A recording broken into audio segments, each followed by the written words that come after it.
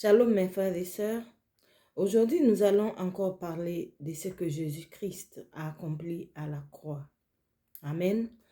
Généralement, nous parlons du pardon du péché, mais Jésus a accompli plus que le pardon du péché. Oui, il a accompli le pardon du péché, péché plutôt passé, présent et futur.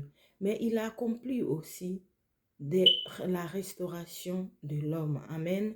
Et cette restauration n'est même pas encore finie parce que le corps glorieux, quand Jésus était ressuscité, qu'il avait, nous aussi, nous allons avoir ce corps glorieux. Amen. Mais avant tout cela, il y avait des situations dans nos vies. Quand Jésus-Christ, tout cela est restauré. Amen. Donc, nous allons lire une portion d'écriture dans le livre de Matthieu, Matthieu 27. Je pense que j'avais lu cela la dernière fois, quand Jésus était à la croix. Amen. Jésus était à la croix, il a dit dans Matthieu 27, à partir du verset 51,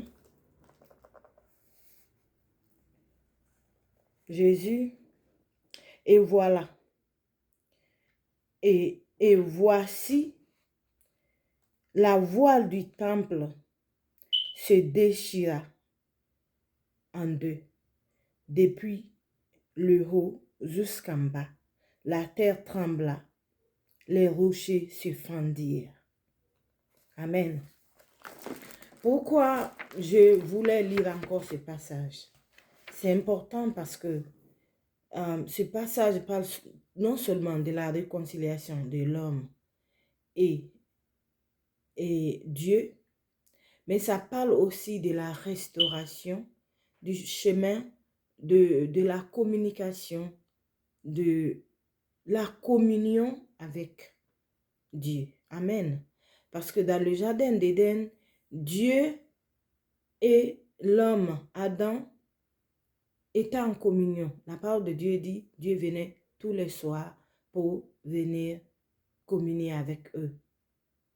Et quand l'homme a péché, non seulement Dieu les a chassés du jardin, mais Dieu a fermé aussi le jardin.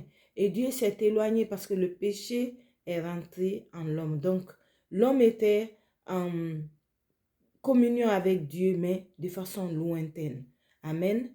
Donc, avec Jésus-Christ, l'œuvre de la croix, cette barrière qui était là, entre Dieu et les hommes, s'est déchirée. Donc, cette barrière était représentée dans le tabernacle par la voile qui séparait le lieu très saint où il y avait la présence de Dieu et le lieu saint. Donc, l'homme, les sacrificateurs, pas tous les hommes d'ailleurs, les sacrificateurs qui pouvaient venir jusqu'au lieu saint et le souverain sacrificateur seul pouvait rentrer dans le lieu très saint une seule fois dans l'année.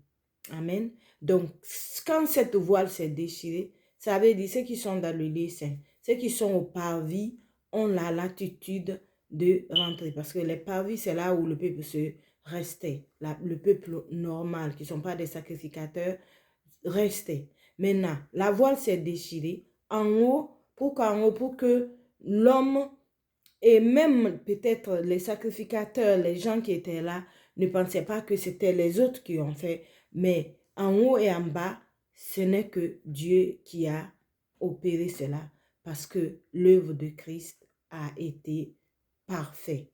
Amen. Donc, cela veut dire que le chemin menant Dieu est complètement ouvert pour toute personne qui cherche Dieu, toute personne qui veut avoir la communion avec Dieu. Et la communion avec Dieu, c'est avec Christ Jésus. Il n'y a aucun salut en aucun autre nom, en aucune autre personne, si ce n'est que Jésus-Christ de Nazareth. Amen.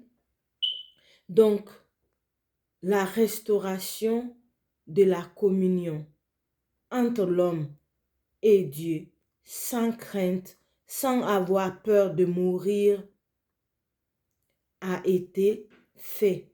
L'homme pouvait venir être dans la présence de Dieu sans avoir peur.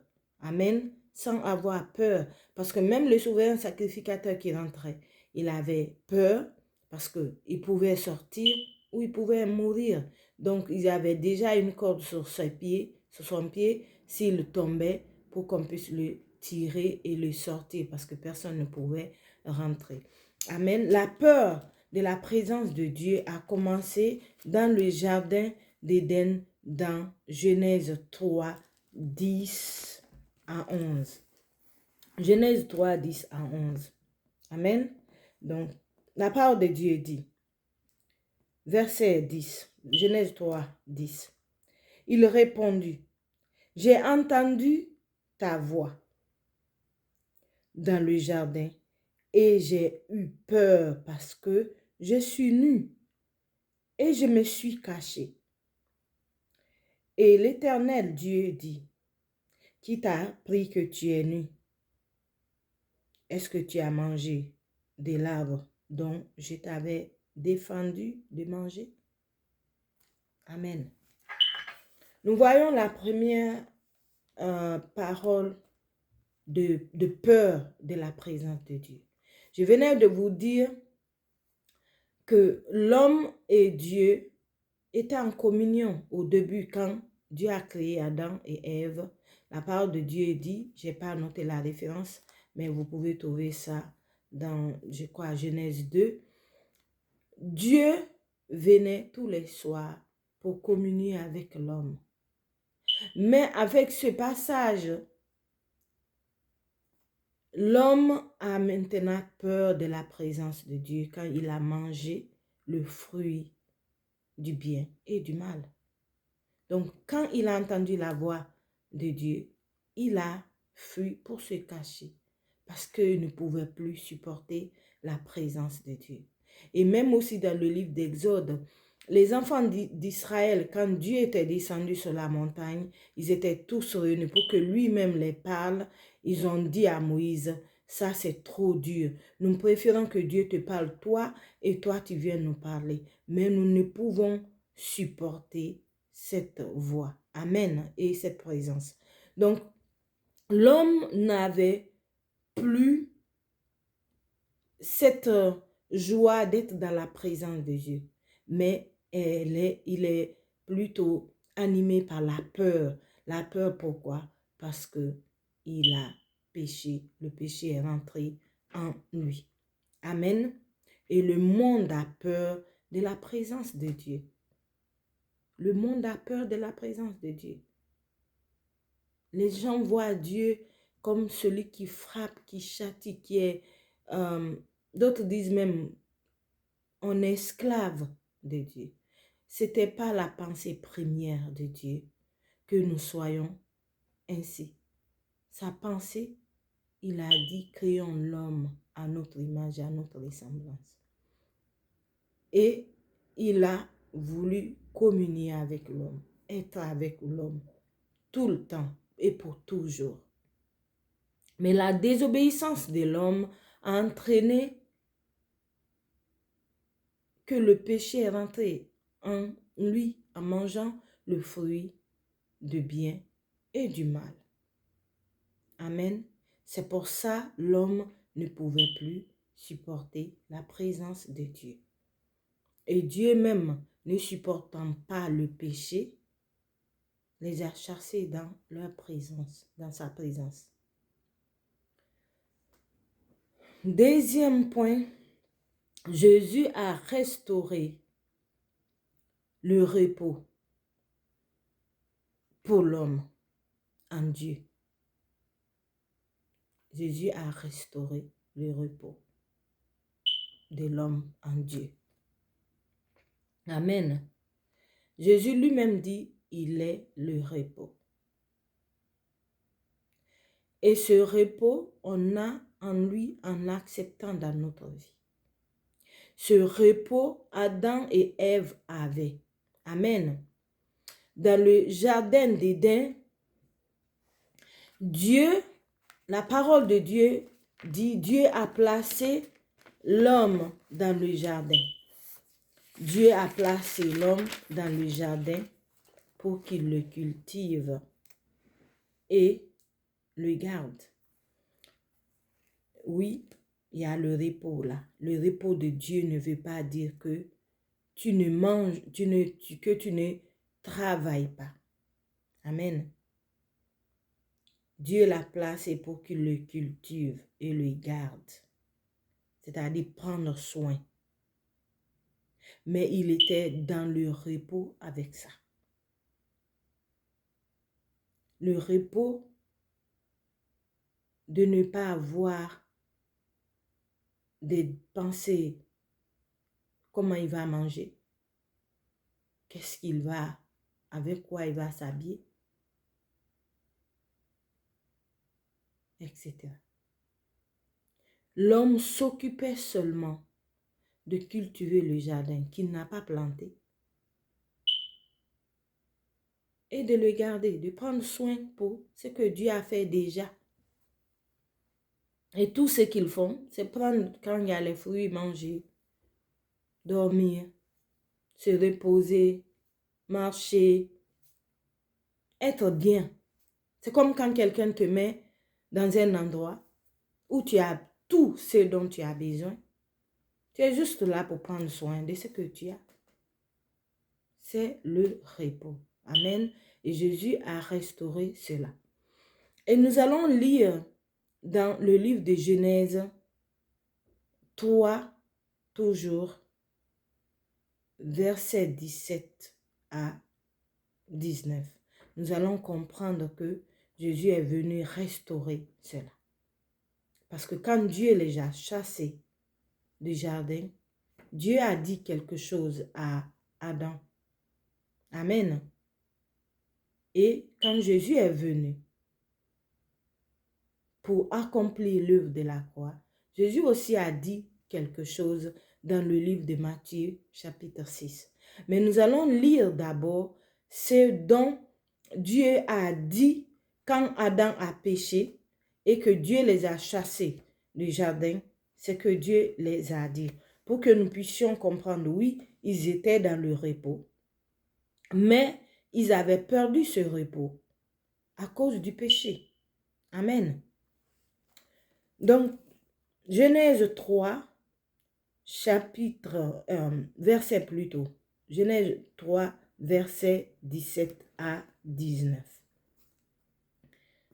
Il dit à l'homme, donc Dieu qui dit à l'homme, puisque tu as écouté la voix de ta femme et que tu as mangé de l'arbre au sujet duquel je t'avais donné l'ordre, tu n'en mangeras point, le sol sera maudit à cause de toi. Amen.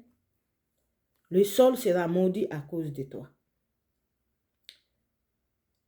C'est à force de peine que tu en tireras la nourriture tous les jours de ta vie. Verset 18. Il te produira des épines et des ronces, et tu mangeras de l'herbe des champs. 19. C'est à la sueur de ton visage que tu mangeras du pain, jusqu'à ce que tu retournes dans la terre d'où tu as été pris, car tu es poussière et tu retourneras dans la poussière. Amen. C'est très important. Pourquoi je voulais lire ce passage? Parce que il y en a qui vont dire, mais comment il cultivait le jardin et il le gardait? Il n'était pas au repos. Oui, il était au repos. Ces 3 versets montrent que l'homme était sorti de ce repos que Dieu lui a donné dans le jardin. Il a dit la même chose aux enfants d'Israël. Il a dit, il a juré, ils ne vont pas rentrer dans mon repos. C'était à Canaan. Et Canaan, il a dit où coule le lait et le miel. Il les a dit, vous allez habiter dans les maisons que vous n'avez pas construites. Et vous allez hériter des plantes, de la nourriture que vous n'avez pas plantée. C'était comme à l'image du jardin d'Éden. Il les a amenés à Canaan pour aller profiter de quelque chose que les autres peuples, les Cananéens, avaient bâti. Mais comme ils avaient pas Dieu dans leur vie. C'était des personnes qui étaient avec les autres dieux. Dieu a voulu donner par la promesse à Abraham cette terre aux enfants d'Israël. Donc, toutes choses qu'ils allaient trouver, qu'ils n'ont pas fait. C'était la même chose avec Adam. Dieu l'a mis dans le jardin. Ce n'est pas lui qui a planté. Il est juste créé et il a trouvé tout était en place. Dieu lui a donné seulement un seul ordre. Ne mange pas le fruit du bien et du mal. Et quand il a mangé, Dieu a fait cette malédiction. Donc, il sort du repos de Dieu. Amen.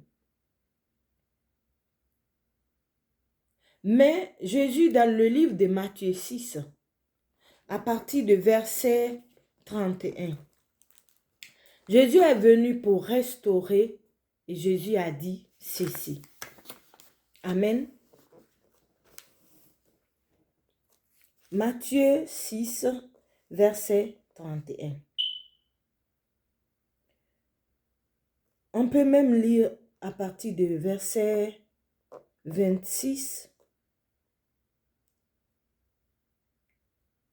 et sauter pour comprendre l'idée.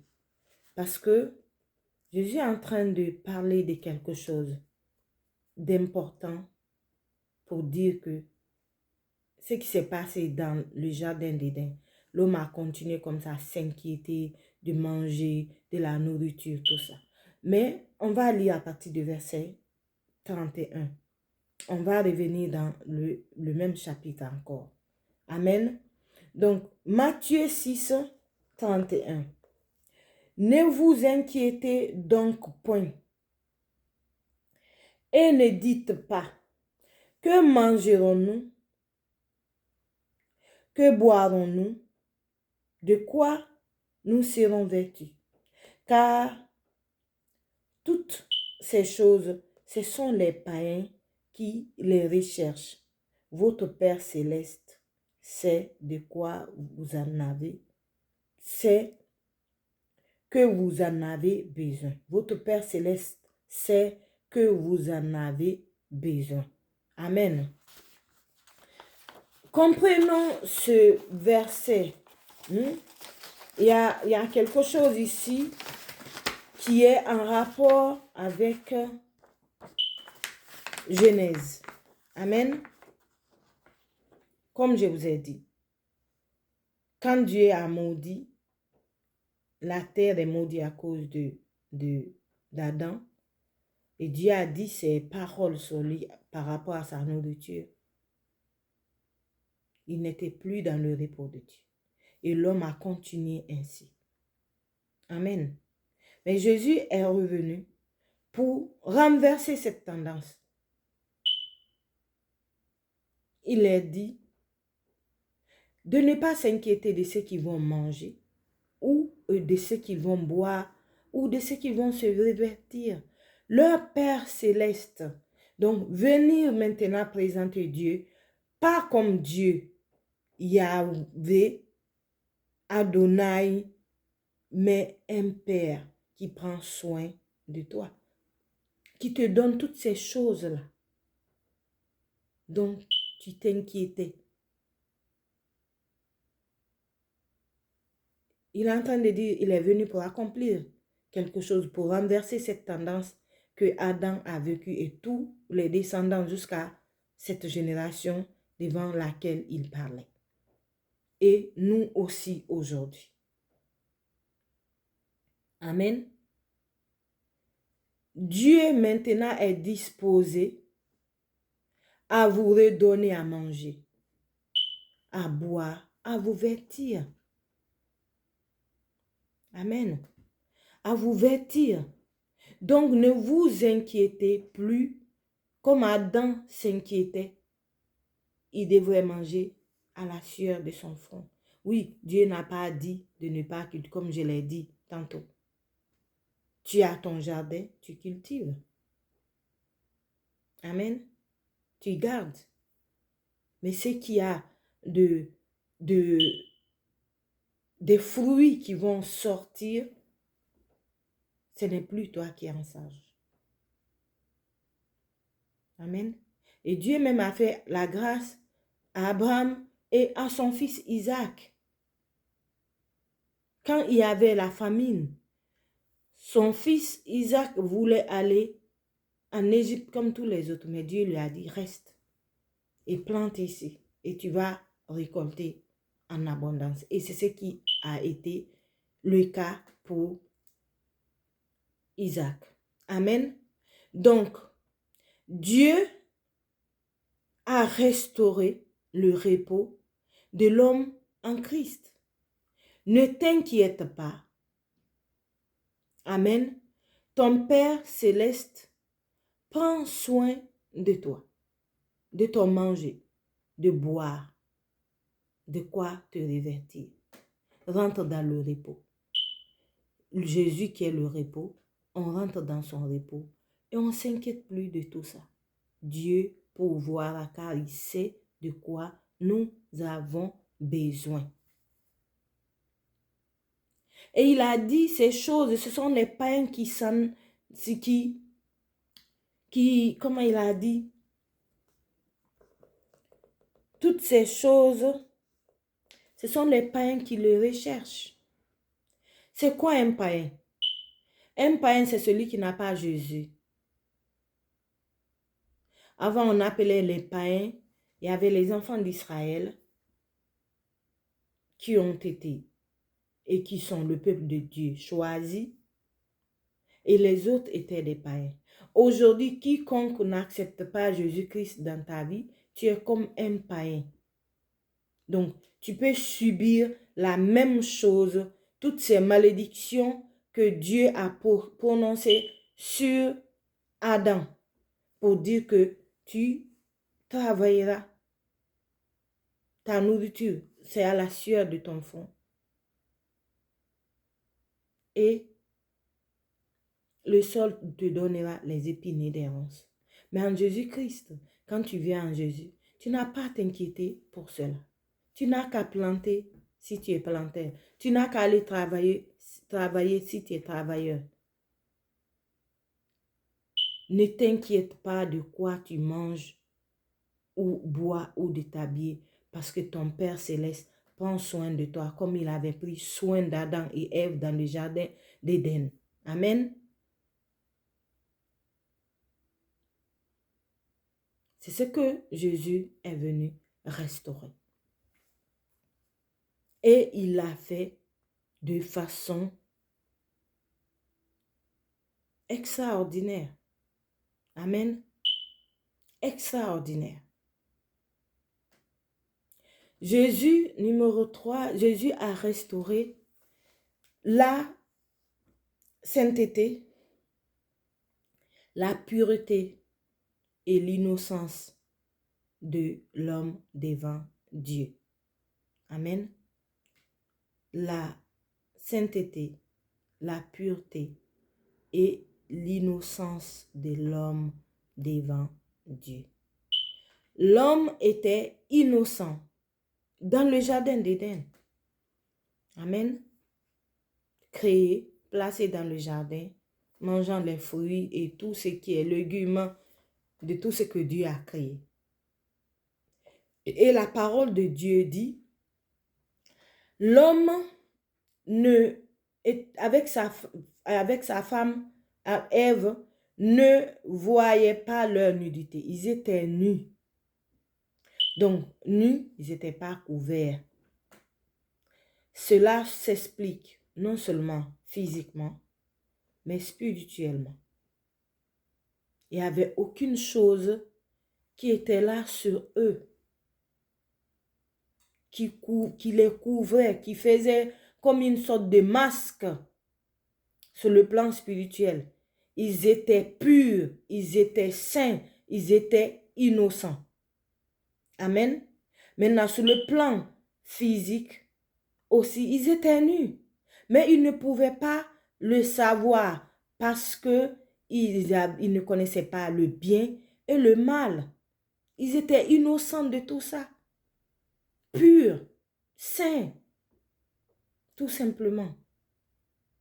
Mais en mangeant le fruit du bien et du mal, l'homme s'est appris à se couvrir. Amen. L'homme a appris à se couvrir.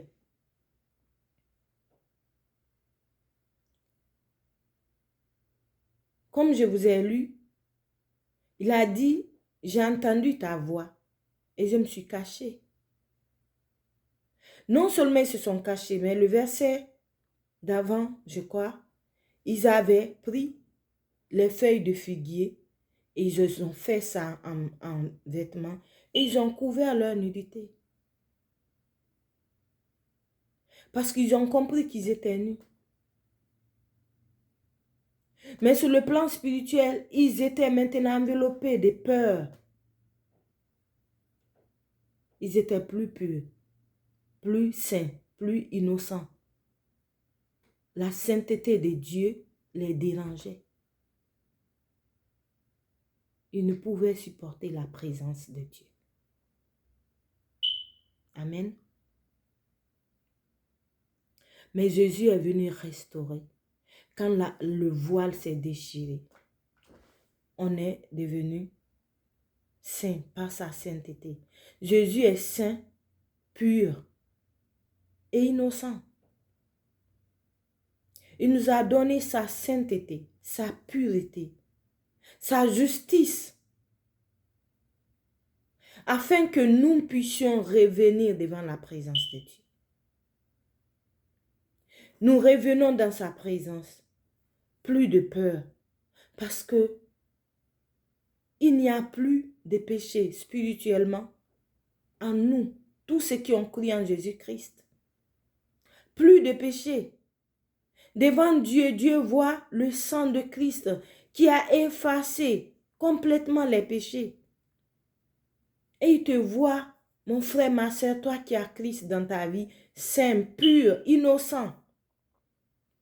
Amen. Saint et pur et innocent. C'est ce que Dieu et les hommes avaient au début dans le jardin d'Éden. Ils venaient les voir, ils étaient innocents, purs et saints. Jésus a restauré cela. Il nous a restaurés, il nous a rendus purs et saints, justes, sanctifiés complètement. Et quand le Père nous voit, il voit un homme saint, purifié, justifié, innocent, parce que le péché a été vaincu complètement, définitivement. Cela ne veut pas dire que tu ne pêches pas. Mais par l'œuvre de Christ, tu finiras par abandonner les péchés. Si tu contemples Dieu. Amen. Mais pourquoi Adam et Ève sont tombés? Oui, ils étaient saints, purs, innocents. Mais ils avaient les yeux fixés sur le jardin et surtout sur l'arbre du bien et du mal. Sinon, Ève n'allait pas prendre sa donnée à Adam, il a juste mangé. Lui aussi le contemplait, même la Bible n'a pas dit ça. Sinon, quelque chose qu'on t'a dit de ne pas manger à toi et tu as dit ça à ta femme, comment cette même femme va venir te donner, tu manges, car la Bible dit, elle l'a donné et il la mangea. Amen. Ils avaient les yeux fixés sur ce fruit et sur le jardin, au lieu d'avoir les yeux fixés sur Dieu. C'est pour ça ils sont tombés. C'est pour ça ils sont tombés. Mais ce que Dieu veut, c'est que Dieu veut que nous ayons les yeux fixés sur lui, en Christ. Amen. Adam et Ève sont tombés et c'est pour ça tout ce problème du péché, parce que leurs yeux étaient fixés sur ce fruit. Et aujourd'hui, ma soeur, mon frère, il ne faut pas avoir les yeux fixés sur tes problèmes, les biens, tes choses, et les yeux fixés sur le Seigneur. Car Dieu dit dans sa parole,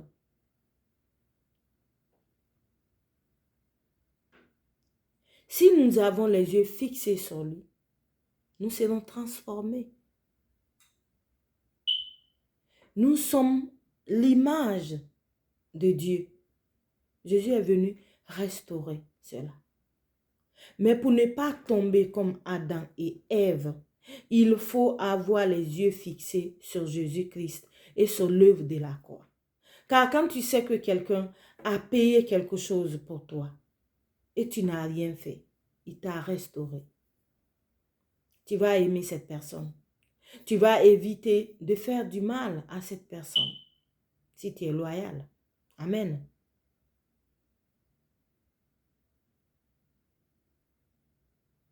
Donc, les yeux fixés sur Jésus-Christ nous permettent de rester, être transformés en lui, parce que lui, il a déjà accompli. La parole de Dieu dit dans 2 Corinthiens 3, 18, et je le lis. Nous tous qui, le visage découvert, contemplant comme dans un miroir la gloire du Seigneur, nous sommes transformés en la même image de gloire en gloire, comme le Seigneur l'Esprit. C'est pour ça que Dieu dit dans sa parole, ayez les yeux fixés sur Christ. Il nous a restaurés, on est saints, purs, innocents devant Dieu. Il n'y a plus de condamnation. Mais avoir les yeux fixés sur le Seigneur qui nous permet de garder le cap. Adam et Ève n'ont pas pu garder le cap parce que leurs yeux étaient fixés sur le fruit du bien et du mal. Et ils ont fini par manger. Donc mon frère et ma soeur, si toi aussi tu as les yeux fixés sur quelque chose qui t'inquiète ou quel est le mot, que tu désires et que ce n'est pas la volonté de Dieu. Ce n'est pas quelque chose venant de Dieu. Convoitiser, voilà, c'est le mot que j'ai cherché. Si tu convoitises quelque chose, tu as les yeux fixés sur ça, tu risques de tomber comme Adam et Ève. Car Jésus a dit, là où est ton trésor, c'est là où se trouve ton cœur. Mais si tu as les yeux fixés sur le Seigneur, c'est le plus beau trésor qui n'a jamais existé. Tu seras transformé de gloire en gloire. Transformé, changé. Amen. Comme lui, l'Esprit. C'est ce que Dieu veut, qu'on porte le fruit du Saint-Esprit. Pour ce qui est de notre corps corruptible, cela sera changé. Car la parole de Dieu dit, quand Jésus vient pour chercher l'Église, il ne va pas venir directement sur la terre, mais les morts en Christ ressusciteront premièrement. Et ceux qui ne sont pas morts seront transformés. Donc ceux qui sont morts vont avoir ce corps glorieux comme Jésus, monter au ciel. Et s'il se trouve, mon frère, ma soeur, tu n'es pas parti. Et moi-même, je ne suis pas parti. Nous allons être directement transformés avec ce corps de gloire. Amen. Donc, Jésus-Christ est notre salut. Il est notre restaurateur. Il est notre rédempteur. Il est le Seigneur de paix, le Prince de paix. Il est le Dieu qui s'est fait homme et qui est venu pour le péché. Il a envoyé des prophètes. Tout a été soldé par l'échec. Amen.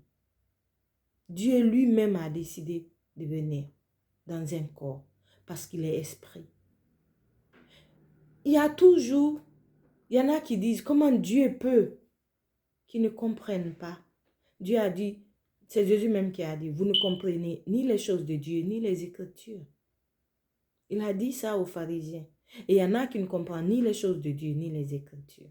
La parole de Dieu dit, nous sommes créés à l'image de Dieu et à sa ressemblance. Pourquoi l'homme est maintenant étonné que Dieu peut prendre ce corps physique? Amen. Comment? Dieu a créé Adam et il a soufflé sur lui. Mais la parole de Dieu dit, Dieu a créé l'homme d'abord. Après, il a fait maintenant de la boue. Donc l'homme est d'abord premièrement spirituel. Et il a fait de la boue. Dieu a soufflé et le souffle est rentré dans l'homme. Et l'homme est devenu un être vivant. Et Jésus-Christ a fait cela. C'est mon dernier point. Jésus-Christ a soufflé sur les apôtres. Avant la venue du Saint-Esprit, avant la Pentecôte, Jésus nous a restauré la vie. La vie. Sa vie. Cette vie éternelle que Adam a perdue. Car Dieu lui a dit, et tu mourras, et tu retourneras dans la poussière. Car tu as été tiré de là. Tu es poussière et tu retourneras poussière. Mais Jésus est venu restaurer parce que Dieu veut que l'homme soit avec lui. Quand Jésus est ressuscité des morts, Jésus a trouvé les disciples dans la chambre haute. Il a soufflé sur eux, recevez l'esprit. Pourquoi? Parce que l'homme avait perdu l'esprit. Dieu lui-même a dit, quand il a chassé Adam, il a dit, mon esprit ne peut pas rester sur l'homme, car l'homme n'a que 120 ans de vie. Amen. Dieu a retiré son esprit. Mais Jésus est venu restaurer cela. Jésus est venu restaurer. Jésus a dit, recevez l'esprit. Il a soufflé comme Dieu avait soufflé sur Adam et Adam est devenu un être vivant. Mais pour le cas de Jésus, ça a été fait spirituellement parce que c'était des personnes déjà vivantes physiquement. Mais ils étaient spirituellement morts. Ils n'avaient pas de communion avec Dieu. La loi n'était pas spirituelle, la loi était physique. Tu fais ça, tu auras ça. Tu ne fais pas ça, tu n'auras pas ça. Et si tu fais toute la loi, tu ne fais pas seulement un, c'est comme si ça annulé. Et c'était très difficile. Les gens ne pouvaient accomplir la loi. Donc quand Jésus a soufflé, recevez l'Esprit, le Saint-Esprit est venu. C'est pour ça, mon frère qui m'entend, tu n'as pas encore Jésus-Christ. Quand tu acceptes Jésus, l'Esprit de Dieu vient en toi et tu deviens un être vivant, spirituel, qui ne mourra pas, même si ce corps physique, cette mort physique se fasse, tu vas vivre éternellement avec Dieu. Donc Jésus a restauré la vie en l'homme, la vie de Dieu. Parce que c'était la vie de Dieu qui était en Adam, soufflée. Il y en a qui peuvent demander Ève. Ève a été tirée d'Adam. Amen. Il y en a qui disent que c'est une côte, mais moi j'ai prêché sur ça. Mais d'autres disent un côté. Parce que cette parole a été écrite en hébreu et la traduction a été mal faite. Donc ce n'est pas côte, mais côté. Donc c'est comme Adam était créé, en lui-même il y avait la femme. Dieu l'a profondément endormi et il a pris le côté femme pour faire la femme. Amen. Donc, Jésus a restauré l'Esprit de Dieu maintenant est en quiconque qui croit en Jésus-Christ. Et tu vis éternellement. La mort physique, oui. Mais cette mort physique même est temporaire. Car Jésus viendra chercher l'Église et les morts en Christ ressusciteront premièrement. Et ceux qui ne sont pas morts, c'est leur grâce, seront transformés directement pour aller au ciel. Parce que ce corps physique ne peut pas aller au ciel. Mais ce corps glorieux que Jésus a, qui peut rentrer par le mur, qui peut voler, disparaître en secondes. Amen. Donc Jésus a fait de grandes choses pour nous. L'Esprit de Dieu qui nous conduit, qui nous permet de lâcher les péchés qu'on fait,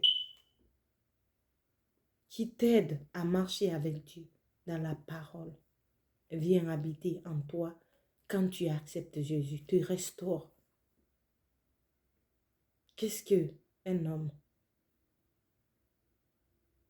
s'il gagnait tout le monde et qu'il perdait son âme, tout ce qu'on est en train de faire dans ce monde, c'est pour pouvoir vivre l'éternité dans un bon endroit avec Dieu. Et je sais, c'est la pensée de tout homme qui croit en une autre chose ou qui ne croit en rien. C'est la pensée de l'homme. Parce que l'homme, premièrement, a été toujours en présence de Dieu. Et l'homme cherche Dieu partout, en toutes choses. C'est pour ça qu'il y a plusieurs religions. Mais Jésus est le seul chemin, la vérité et la vie. Venez en lui. Écoutez ma voix aujourd'hui comme la voix